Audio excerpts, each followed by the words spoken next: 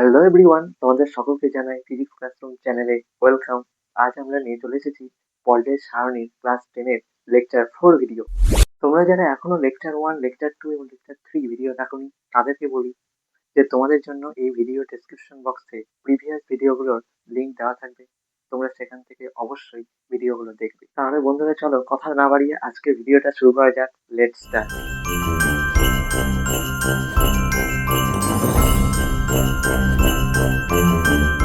তো বন্ধুরা আজকে আমরা আলোচনা করব মৌলের ধর্মের পর্যাবৃত্তি সম্পর্কে, অর্থাৎ পিরিওডিসিটি অফ প্রপার্টিজ অফ এলিমেন্টস।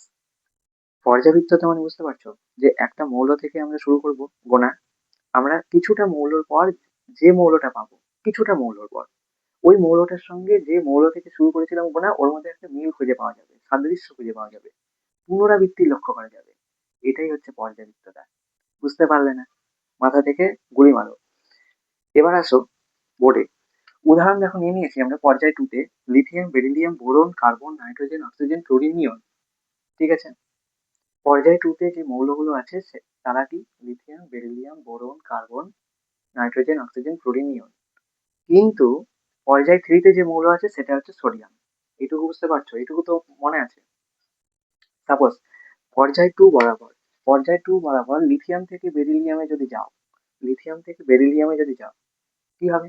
তাদের ধর্মের দেখবে চেঞ্জ লক্ষ্য করা যাবে। আবার বেরিলিয়াম থেকে যদি বোরনে যাও, তাহলে কি হবে? ধর্মের চেঞ্জ লক্ষ্য করা যাবে। আবার বোরন থেকে যদি কার্বনে যাও, তাহলে কি হবে? ধর্মের চেঞ্জ লক্ষ্য করা যাবে। তাহলে কি হবে? একটা পর্যায় বরাবর যদি মৌলগুলোতে যাও, একটা পর্যায় বরাবর যদি মৌলগুলো দেখো, তাহলে স্পেসিফিক প্রত্যেকটা মৌলের ধর্মের চেঞ্জ আছে, হ্যাঁ কি না? আছে। তোমরাই বলো, কার্বন আর নাইট্রোজেন ওরা কি এক প্রপার্টিস হবে? হবে না, আলাদা।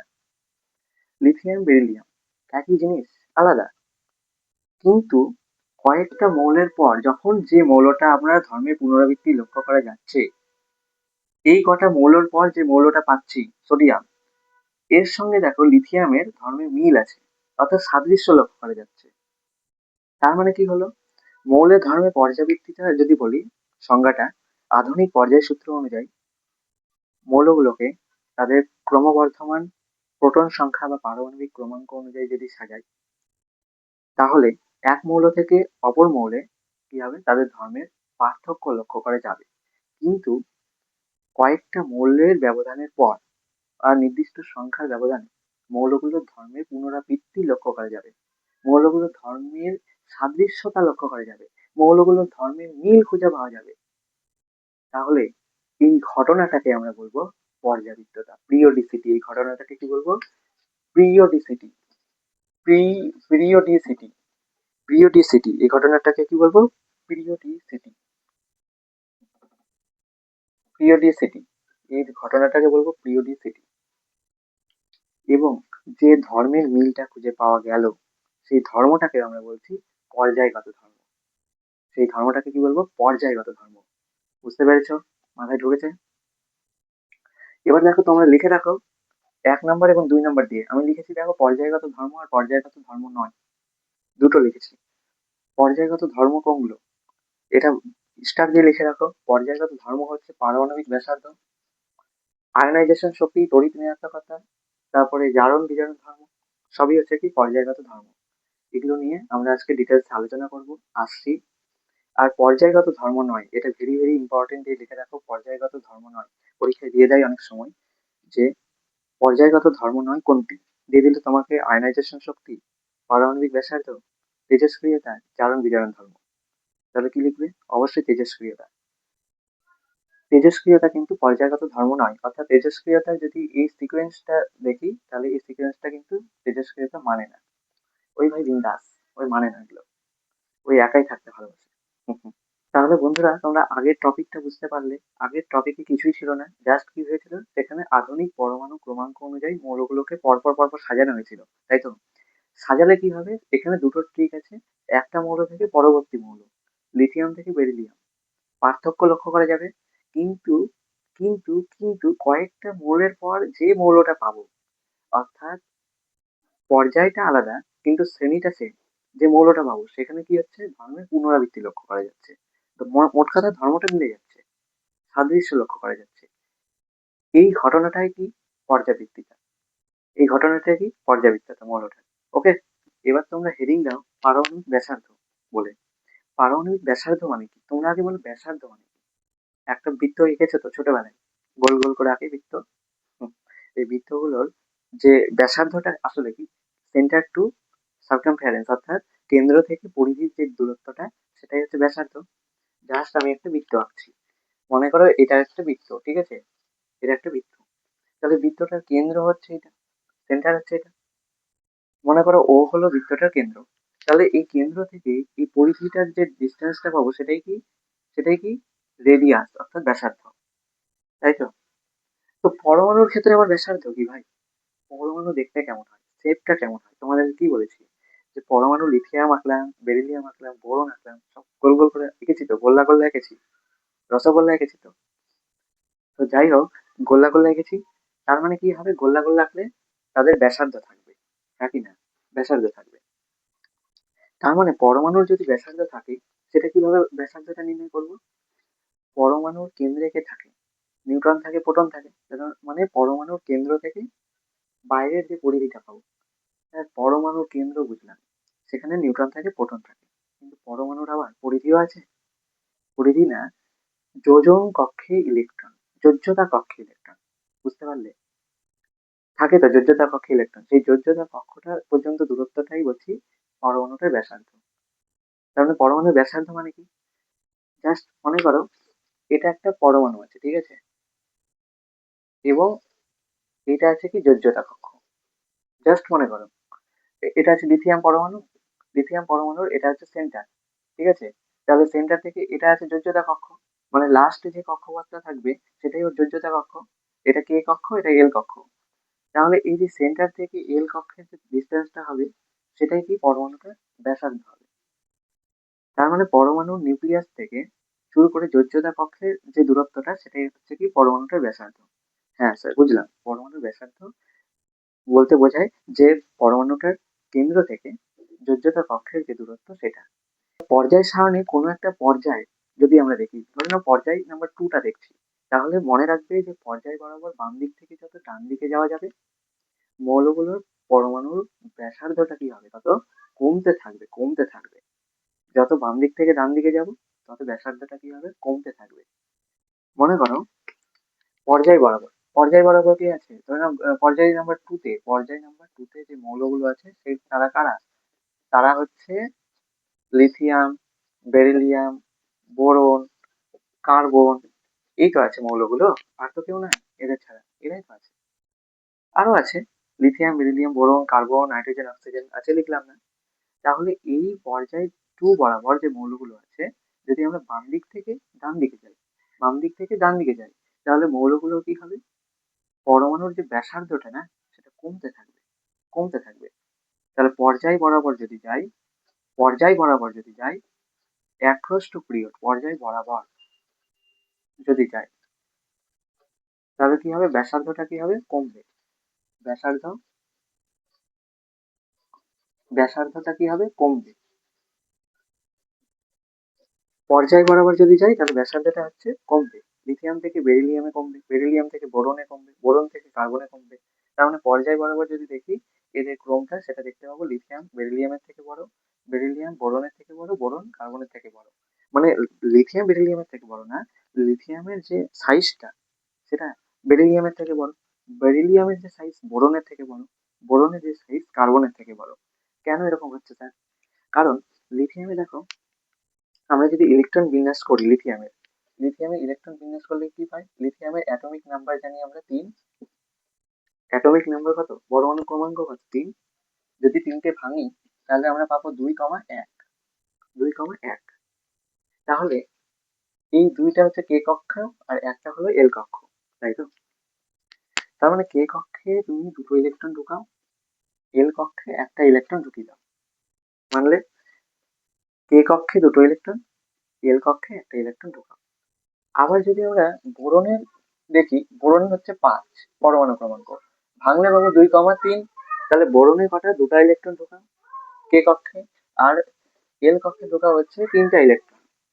তাহলে দেখতে পাচ্ছ যে লিথিয়াম থেকে বেরিলিয়ামে বোরনে যদি যাই, ইলেকট্রনটা কি হচ্ছে, বাড়ছে। ইলেকট্রনটা কি হচ্ছে, বাড়ছে। এবার ইলেকট্রনটা যদি বাড়ে তাহলে ওকে আকর্ষণ করার প্রবণতাটা বাড়বে। যদি অ্যাটমিক স্ট্রাকচারটা দেখি তাহলে এই বিষয়টা ক্লিয়ার হয়ে যাবে। তোমাদেরকে এর আগের দিন শিখেছিলাম যে কোনো একটা পরমাণু বা কোনো একটা মৌলের তার ইলেকট্রন বিন্যাস কিভাবে নির্ণয় করতে হয়। তো লিথিয়ামের পরমাণু ক্রমাঙ্ক কত, 3। ঠিক আছে, আর বোরনের হচ্ছে 5, এটুকু তো জানো। এবার লিথিয়ামের যদি 3 হয়, 3কে ভাঙতে হবে 2,1 ভাঙলাম। তার মানে লিথিয়ামের এই যে 2, এটা কে দাও আর একটাকে এল দাও, কে কক্ষ এল কক্ষ। তার মানে লিথিয়ামের পরমাণুটার কে কক্ষে দুটো ইলেকট্রন ঢুকবে, ঢুকিয়ে দাও, আর এল কক্ষে একটা ইলেকট্রন ঢুকিয়ে দাও, কাজ শেষ। আবার বোরনে আসো, বোরনের 5, 2,3 ভাঙলে পাই 2,3। তার মানে কে কক্ষে কটা ইলেকট্রন ঢুকবে, দুটা ইলেকট্রন ঢুকবে। এল কক্ষে 3টা ইলেকট্রন ঢুকবে। কে কক্ষে দুটো ইলেকট্রন ঢুকবে, এল কক্ষে 3টা ইলেকট্রন ঢুকবে। দেখো 3টা ইলেকট্রন ঢুকিয়ে দিয়েছি। এবার ব্যাপারটা বুঝবো যে তোমরা এবার বলবে এখান থেকে, লিথিয়ামের সাইজটা তো বোরনের সাইজের থেকে ছোট, তাহলে লিথিয়ামটা বোরনের থেকে কেন বড় হলো? আরে মূর্খ, এই সাইজটা দেখে চলবে না, সাইজটা কনসেপ্ট ওয়াইজ আসতে হবে। ওকে, তোমরা যেটা দেখছো সেটা ভুলে যাও, কনসেপ্ট ওয়াইজ আসতে হবে। দেখো, লিথিয়ামের ক্ষেত্রে কি আছে, কে কক্ষে নেগেটিভ চার্জটা দুটো আছে, এল কক্ষে একটা। বোরনের ক্ষেত্রে নেগেটিভ চার্জ কে কক্ষে দুটো, এল কক্ষে 3টা, মানছি। এদের মধ্যে বলতো লিথিয়ামের পরমাণু নিউক্লিয়াসটা বাইরের কক্ষের যে ইলেকট্রনটাকে যে পরিমাণে আকর্ষণ করবে, বোরনের ক্ষেত্রে কি সেই পরিমাণে আকর্ষণ করবে? না, উত্তর হবে না, করবে না। কেন করবে না? বোরনের দেখো শেষ কক্ষ অর্থাৎ এল কক্ষে ইলেকট্রন কটা আছে, 3টা। যতগুলো ইলেকট্রন থাকবে এই বোরন পরমাণুটার নিউক্লিয়াসে, ঠিক ততটাই কি আসবে, প্রোটন থাকবে। আমরা তো জানি যে প্লাস যতটি থাকবে মাইনাসও ঠিক ততটি থাকবে, প্লাস যতটি হবে মাইনাসও ঠিক ততটি হবে। প্লাস যতটি হবে তার আকর্ষণ করার ক্ষমতাও ততটি হবে। তোমাদের একটা রিয়েল লাইফের এক্সাম্পল দিয়ে এই ব্যাপারটা ক্লিয়ার করি। ছেলেদেরকে বলছি, তোমাদের তো বান্ধবী পছন্দ, তাই না? তাহলে এটাই তো ধ্রুব সত্য যে প্লাস মাইনাসকে আকর্ষণ করে। তাহলে এখানেও দেখো ঠিক সেই ঘটনাটাই ঘটছে। বোরনটা কি, বোরনটা মনে করো প্লাস, আর এটা হচ্ছে মাইনাস। বোরনটা মনে করো ছেলে, মাইনাস গুলো মনে করো মেয়ে। তাহলে এই প্লাস কি করবে, ছেলে মেয়েটাকে টানবে, আকর্ষণ করবে।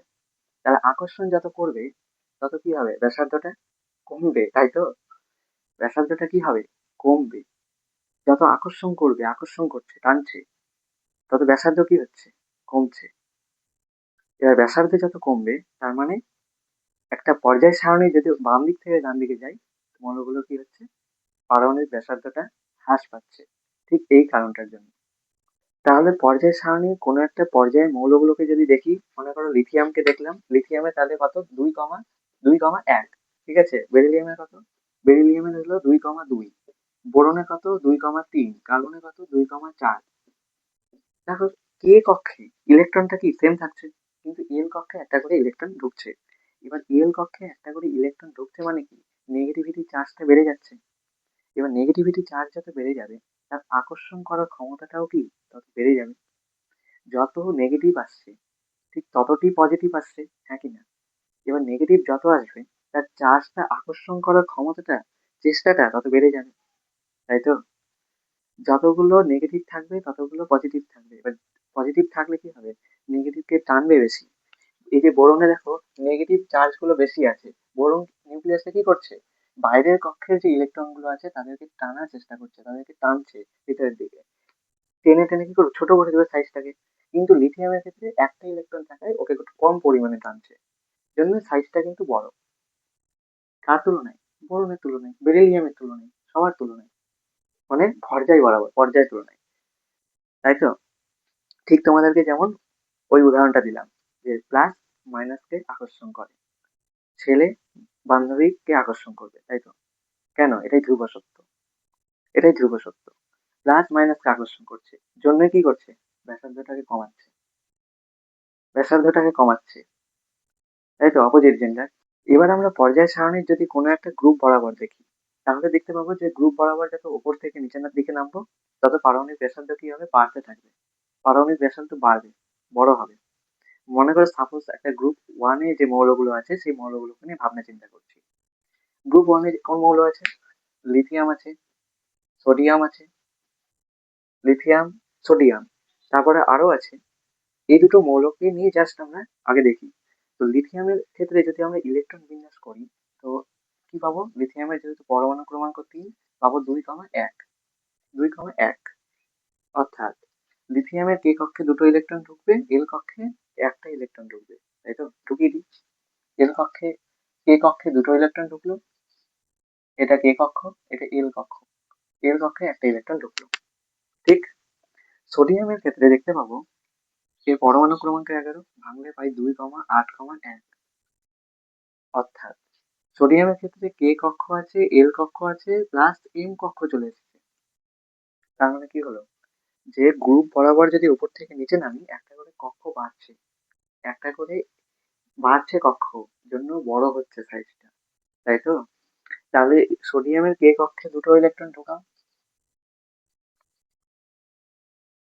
এল কক্ষে ঢোকাও 8টা ইলেকট্রন। একটা, দুটা, তিনটা, চারটা, পাঁচটা, ছটা, সাতটা, আটটা।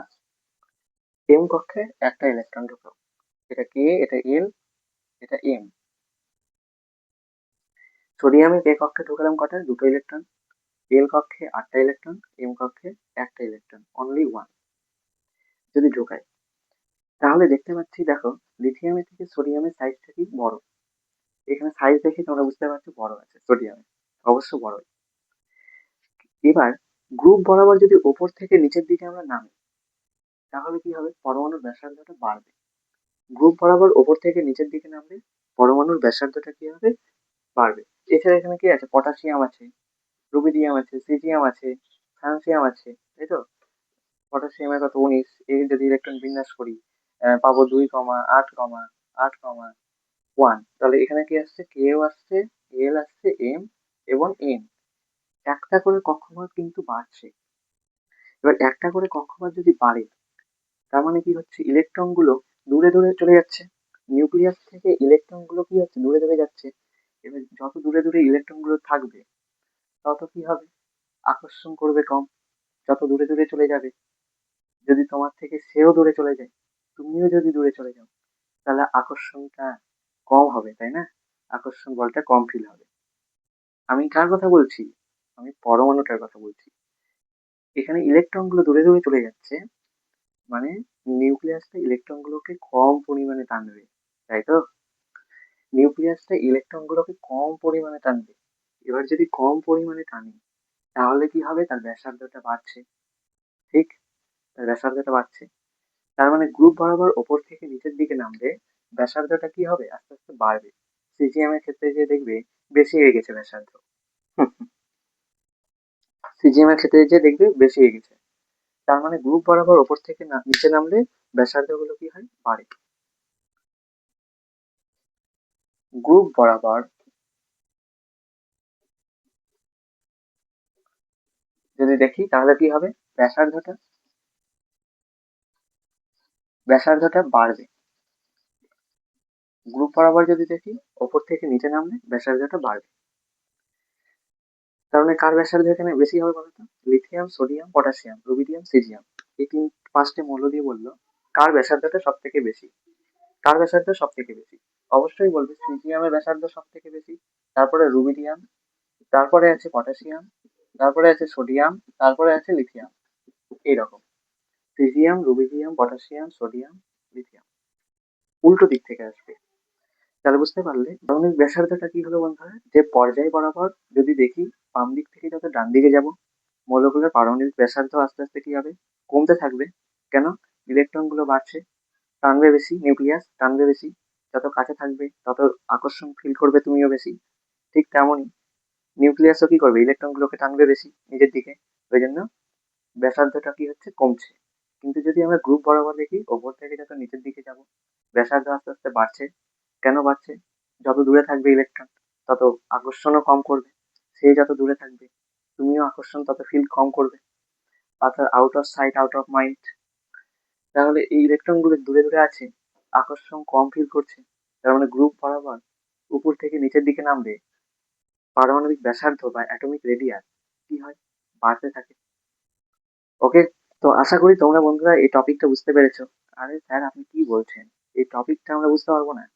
যেখানে আকর্ষণ বিকর্ষণ বলের খেলা, যেখানে এগুলো নিয়েই পড়াশোনা, তাহলে এই টপিকটা আমরা বুঝতে পারবো না? হ্যাঁ, নিশ্চয়ই বুঝতে পেরে গেছো তোমরা, অবশ্যই। এবার আমরা নেক্সট টপিক আয়নাইজেশন শক্তি নিয়ে আলোচনা করব। সেখানেও দেখবে একটা মজার উদাহরণ দেবো, তোমরা সহজেই বুঝতে পারবে। সব সময় যখন পড়বে রিয়েল লাইফ এক্সাম্পল নিয়ে পড়বে, দেখবে এই এক্সাম্পল গুলো যখন যতক্ষণ মস্তিষ্কে থাকবে, যতক্ষণ মাথায় থাকবে, যতক্ষণ ঘটে থাকবে, ততক্ষণ সব পারবে অ্যান্সার দিতে। এটা ইটস মাই চ্যালেঞ্জ। এবার তোমরা হেডিং দাও আয়নাইজেশন শক্তি, 2 নম্বর দিয়ে হেডিং দাও আয়নাইজেশন শক্তি। এই আয়নাইজেশন শক্তি কি? দেখো, গ্যাসীয় অবস্থায় থাকা যখন কোনো মৌলের পরমাণু তার সব থেকে বাইরের কক্ষে যে ইলেকট্রনটা থাকবে, সেই ইলেকট্রনটাকে বের করতে গেলে যে শক্তিটা দিতে হবে, বাইরে থেকে যে শক্তিটা দিয়ে বের করতে হবে, সেটাই হচ্ছে আয়নাইজেশন শক্তি। তোমরা এইভাবে বুঝতে পারবে না জানি, তোমাদের রিয়েল লাইফের এক্সাম্পল না দিলে তোমরা বুঝতে পারবে না। তবে দেখো রিয়েল লাইফের এক্সাম্পলটা দিচ্ছি। মনে করো তোমাদের বাড়ি চোর এসেছে, চোর চোর ঢুকেছে। তাহলে সেটা চোর হতে পারে কি?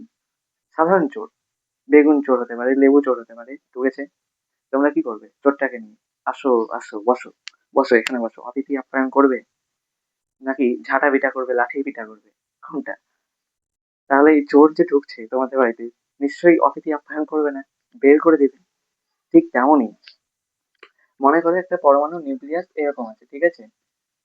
এর চারপাশে এগুলো অরবিট আছে, অরবিট আছে, এখানে ইলেকট্রন গুলো ঘুরছে, ইলেকট্রন গুলো কি করছে? ঘুরছে। এটা মনে করো লিথিয়াম পরমাণুটা আমি নিউক্লিয়াসটা এঁকেছি।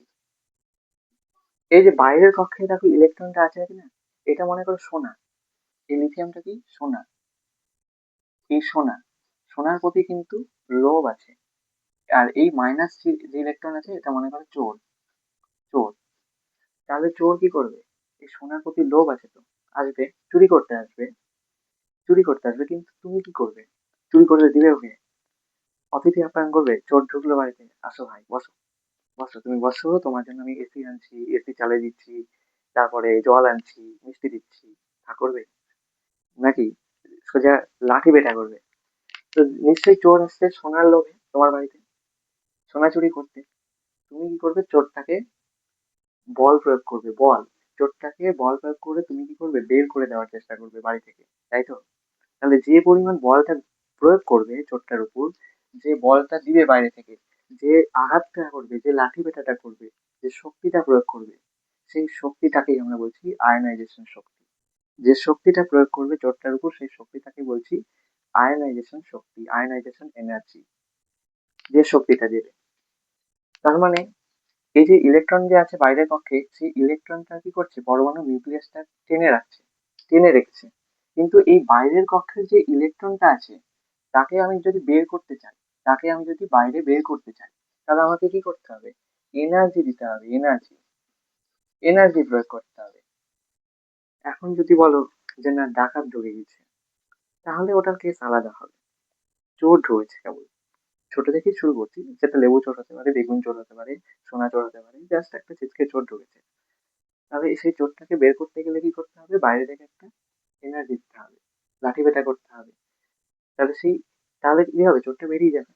চোরটা ভালো, সাধারণ চোর, থাপ্পড় টাপ্পড় মারলে ওই ঠিকঠাক থাকে, বেরিয়ে যায়। তাহলে সোনা চুরি করবে না, বেরিয়ে যাবে। তার মানে এই যে পরমাণু নিউক্লিয়াসকে কেন্দ্র করে ইলেকট্রন গুলো ঘুরছে, তাহলে শেষ কক্ষের যে ইলেকট্রনটা আছে, তাকে পরমাণু নিউক্লিয়াস কি করেছে? টেনে রেখেছে, টেনে রেখেছে, তারা আকর্ষণ করছে। এবার এই আকর্ষণ ক্ষেত্র থেকে যদি এই ইলেকট্রনটাকে বের করতে হয়, তাহলে কি করতে হবে? এনার্জি দিতে হবে, বল প্রয়োগ করতে হবে। আমি তো এখন ইলেকট্রনটাকে সরাতে গেলে বল প্রয়োগ করতে পারবো না, তাই জন্য এনার্জি দিতে হবে, হয় হিট দাও, তাহলে বেরোবে।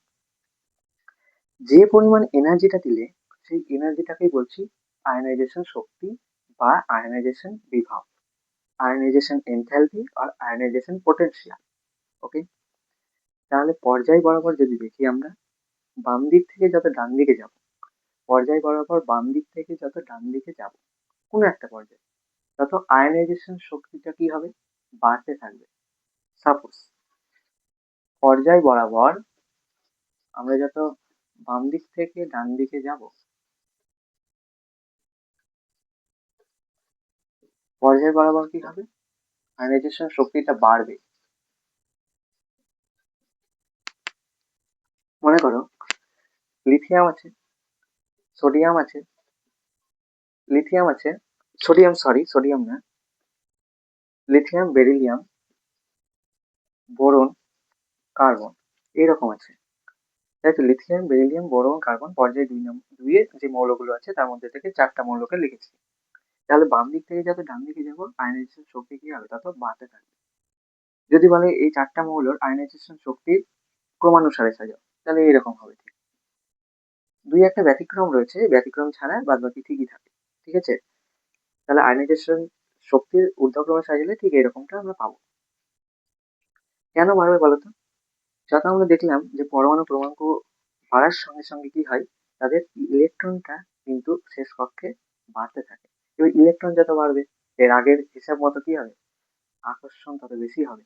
এবার আকর্ষণ যত বেশি হবে, যত টেনে রাখবে, তাকে বের করতে গেলে বেশি পরিমাণ বল প্রয়োগ করতে হবে, বেশি পরিমাণ শক্তি দিতে হবে। মনে করো লিথিয়ামের ক্ষেত্রে তো এটা হলো, এবার কার্বনের ক্ষেত্রে মনে করো, কার্বন, কার্বনের ইলেকট্রন বিন্যাস করলে কি পাবো আমরা, কার্বনের ইলেকট্রন বিন্যাস করলে পাবো 2,4, তাই তো, 2,4। কক্ষপথ কিন্তু দুটোই সেম থাকবে, এটা কে কক্ষপথ, এটা এল কক্ষপথ। কে কক্ষপথে দুটো ইলেকট্রন ঢুকবে, আর এল এ হচ্ছে চারটা। এল এ কটা, চারটা। এবার মনে করো তোমার বাড়িতে ডাকাত ঢুকেছে, ডাকাত, সাধারণ চোর না, ডাকাত। নিশ্চয়ই সোনা দানা এগুলোর উপর লোভ থাকবে। ডাকাত ঢুকলে কি করবে, অতিথি আপ্যায়ন করবে না নিশ্চয়ই, তাকে বের করার চেষ্টা করবে। তাকে বের করতে গেলে কি করবে তুমি, বল প্রয়োগ করবে। বল প্রয়োগ করতে গেলে কি করতে হবে, তোমাকে এনার্জি দিতে হবে। তো ঠিক সেরকমই, যখন কার্বন পরমাণুটা আমরা নিয়েছি, কার্বন পরমাণু দেখো শেষ কক্ষে ইলেকট্রন আছে কটা, চারটা। চারটা ইলেকট্রন থাকার জন্য ওর কিন্তু এফিসিয়েন্সিটা বেড়ে গেছে, ওর কিন্তু আকর্ষণ করার ক্ষমতাটা বেড়ে গেছে। এবার আকর্ষণ ক্ষেত্র থেকে যদি বের করতে হয় ইলেকট্রন গুলোকে, তাহলে তোমাকে বেশি পরিমাণে কি করতে হবে, বল প্রয়োগ করতে হবে, তাই তো, বেশি পরিমাণে এনার্জি দিতে হবে, বেশি পরিমাণে এনার্জি দিতে হবে। তবে কি হবে, তবে কি হবে, যে ইলেকট্রনটাকে বের করতে পারবে, ইলেকট্রনটাকে না হলে বের করতে পারবে না। ওকে, ওই জন্যই পর্যায় বরাবর যত বাম দিক থেকে ডান দিকে যাব, ইলেকট্রনটা কি হচ্ছে, বাইরের লেয়ারে বাড়ছে, মানে আকর্ষণ করার ক্ষমতাটা বাড়ছে পরমাণু নিউক্লিয়াসে। এবার আকর্ষণ যত করছে, তত বাইরের কক্ষে ইলেকট্রনটাকে বের করতে গেলে আমাকে বেশি পরিমাণ শক্তি প্রয়োগ করতে হচ্ছে। জন্য আয়নাইজেশন শক্তিটাও কি হচ্ছে, বাড়ছে। বাম দিক থেকে যত ডান দিকে যাবো পর্যায় বরাবর, আয়নাইজেশন শক্তি বাড়বে। ঠিক।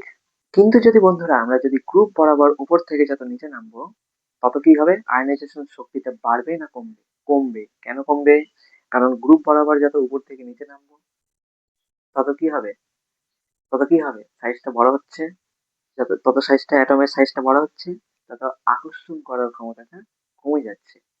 তাই তো নিউক্লিয়াস তত কম টানবে, সে যত দূরে থাকবে তুমিও তত আকর্ষণ কম ফিল করবে, তাই তো। আকর্ষণ যত কম ফিল করবে, তাহলে বাইরে যে ইলেকট্রন আছে ওকে সহজেই অন্য কেউ নিয়ে ভেগে যাবে, অন্য কেউ নিয়ে ভেগে যাবে। তার মানে কি, ওকে বল প্রয়োগ করলে ইলেকট্রন বেরিয়ে যাবে, ওকে এনার্জি দিলে ইলেকট্রন বেরিয়ে যাবে, তাই তো। ঠিক সেরকমই। তাহলে গ্রুপ বরাবর আমরা যদি গ্রুপ ওয়ান এর মৌল দেখি, তো সেখানে আছে lithium, sodium, potassium, rubidium, caesium, rubidium, caesium. ঠিক। গ্রুপ ওয়ান এর মৌল আছে lithium, sodium, potassium, rubidium, caesium. এবার লিথিয়াম আর সোডিয়ামটাকে যদি আমরা দেখি, স্ট্রাকচারটা কেমন পাবো, লিথিয়ামের ঠিক এরকম পাবো। লিথিয়ামের এখানে দুটো ইলেকট্রন আছে, আর বাইরে আছে একটা। কিন্তু সোডিয়ামের ক্ষেত্রে কেমন পাবো, একটা নতুন কক্ষের স্থানান্তর ঘটবে, একটা নতুন কক্ষের স্থানান্তর ঘটবে, তাই তো সোডিয়ামের ক্ষেত্রে। সোডিয়ামের ক্ষেত্রে এখানে পাবো দুটা, এখানে পাবো আটটা,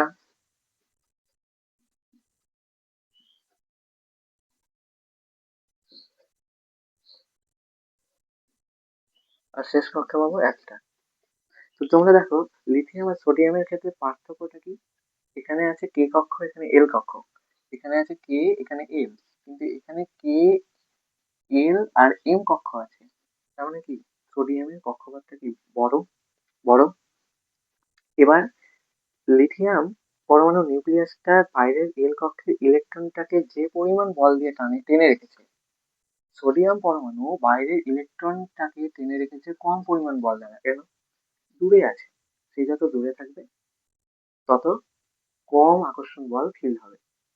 তার মানে এই বাইরের ইলেকট্রনটাকে বের করতে গেলে যে শক্তিটা লাগবে, এই বাইরের ইলেকট্রনটাকে বের করতে গেলে যে শক্তি লাগবে তার থেকে কি বেশি। এটাকে এনার্জি দিয়ে আমি বের করতে চাচ্ছি ইলেকট্রনটাকে, তাহলে এখানে কি লাগবে? শক্তিটা বেশি লাগবে। শক্তিটা বেশি লাগবে, ঠিক আছে। এখানে কি হবে? শক্তিটা কম লাগবে। শক্তিটা কম লাগবে। এই ইলেকট্রনটাকে বের করতে গেলে শক্তি বেশি দিতে হবে, এই ইলেকট্রনটাকে বের করতে গেলে শক্তি তুলনামূলক কম দিতে হবে, তাই তো? কারণ কেন? নিউক্লিয়াস থেকে দেখো দূরে আছে। তার মানে এটা সোনা মনে করো, আর এটা মনে করো চোর।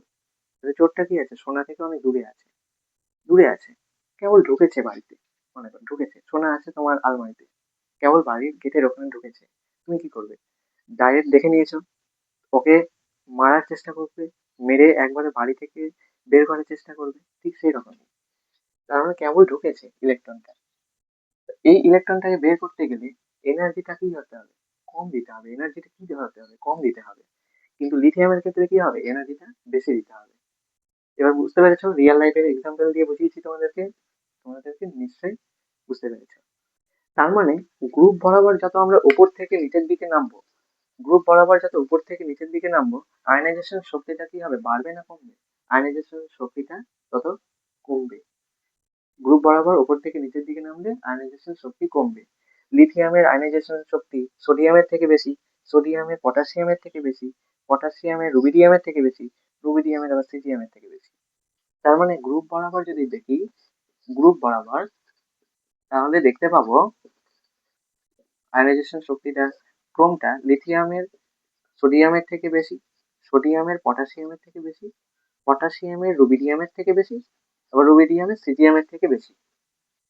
এইটা আমরা দেখতে পাবো। এইটা তাহলে নিশ্চয়ই তোমরা এই আয়নাইজেশন শক্তির টপিকটা বুঝতে পেরেছো। একদম রিয়েল লাইফের এক্সাম্পল দিয়ে তোমাদেরকে বোঝানোর চেষ্টা করেছি। অবশ্য তোমরা বুঝতে পেরেছো। তাহলে এইটা খাতায় নোট ডাউন করে নাও। আয়নাইজেশন শক্তিটা কি হলো? পুরো ব্যাপারটা যদি একবার গুছিয়ে বলি, তাহলে আয়নাইজেশন শক্তি হলো কোনো একটা পরমাণু বিচ্ছিন্ন অবস্থা, মনে করো গ্যাসীয় অবস্থা, তার সব থেকে বাইরের কক্ষ মানে যোজ্যতা কক্ষে যে ইলেকট্রন আছে, যে ইলেকট্রন আছে, যে চোরটা আছে, যে ডাকাতটা আছে, তাকে বের করতে হবে, আমাকে শক্তি দিতে হবে। তাকে বের করতে গেলে আমাকে শক্তি দিতে হবে। যে পরিমাণ শক্তিটা দিলাম, সেই শক্তিটাকেই বলছি আয়নাইজেশন শক্তি বা আয়নাইজেশন কি বিভব। ওকে, আয়নাইজেশন পোটেনশিয়াল। তাহলে লিথিয়াম যে পরমাণুটা আছে, এই লিথিয়াম পরমাণুটা থেকে একটা ইলেকট্রনটাকে বের করব। লিথিয়াম পরমাণু থেকে একটা ইলেকট্রন বের করব, তাহলে কি হবে? এলআই প্লাস হয়ে যাবে, লিথিয়াম প্লাস হয়ে যাবে। লিথিয়ামে ছিল 2,1, তাই তো ইলেকট্রন বিন্যাস করলে 2,1। সবসময় এটা মনে রাখবে যে কোনো পরমাণু যখন আমরা শক্তি দিচ্ছি না, সেই শক্তিটা দেওয়ার ফলে যে ইলেকট্রনটা বেরোচ্ছে সেটা বাইরের কক্ষ থেকে বেরোবে। এটা মাথায় রাখবে, সর্বনিম্ন কক্ষ থেকে বেরোবে, সর্বনিম্ন শক্তি স্তর থেকে বেরোবে। এই এই পরমাণুটার সর্বনিম্ন শক্তি স্তর কোনটা? শেষ কক্ষটা, কে এল। তাহলে এল কক্ষটা হচ্ছে সর্বনিম্ন, সর্বনিম্ন শক্তি স্তর, সর্বনিম্ন শক্তি স্তর, ঠিক আছে। তাহলে এই সর্বনিম্ন শক্তি স্তর থেকে কি হবে? বেরোবে। সর্বনিম্ন শক্তি স্তর থেকে ইলেকট্রনটা বেরোবে। ওকে, তাহলে লিথিয়াম থেকে যদি একটা ইলেকট্রন বেরিয়ে যায়, তার মানে এই এক বেরিয়ে যাচ্ছে, তাহলে থাকছে কত? এলআই প্লাস দুই, দুটা ইলেকট্রন থাকছে। তাহলে এইভাবে কি হবে? পর্যায় বরাবর বাম দিক থেকে যত আমরা ডান দিকে যাব, আয়নাইজেশন এনথালপি বা আয়নাইজেশন শক্তিটা তত কি হবে? বৃদ্ধি পাবে। যত গ্রুপ বরাবর ওপর থেকে নিচের দিকে নামবো, তত আয়নাইজেশন শক্তিটা কি হবে? হ্রাস পাবে। গ্রুপ বরাবর ওপর থেকে নামলে আয়নাইজেশন শক্তি হ্রাস পায়, পর্যায় বরাবর বাম দিক থেকে ডান দিকে গেলে আয়নাইজেশন শক্তি বৃদ্ধি পায়। এটা তোমরা মাথায় ঢুকিয়ে নাও এবং যে এক্সাম্পলটা দিলাম, এক্সাম্পলটা তোমাদের মতো করে সুন্দরভাবে গুছিয়ে রাখো মাথায়। তো বন্ধুরা, আজকের ভিডিওটা ঠিক এই পর্যন্তই। যদি ভিডিওটা দেখে একটু উপকৃত বোধ হও তবে অবশ্যই একটা লাইক করে দিও এবং বন্ধুদের সাথে বেশি বেশি করে শেয়ার করো। এবং আমি তোমাদেরকে সবশেষে যে কথাটা বলি, তোমরা ভালো থেকো, সুস্থ থেকো এবং সদা সর্বদা ফিজিক্স ক্লাসরুম চ্যানেলের সঙ্গে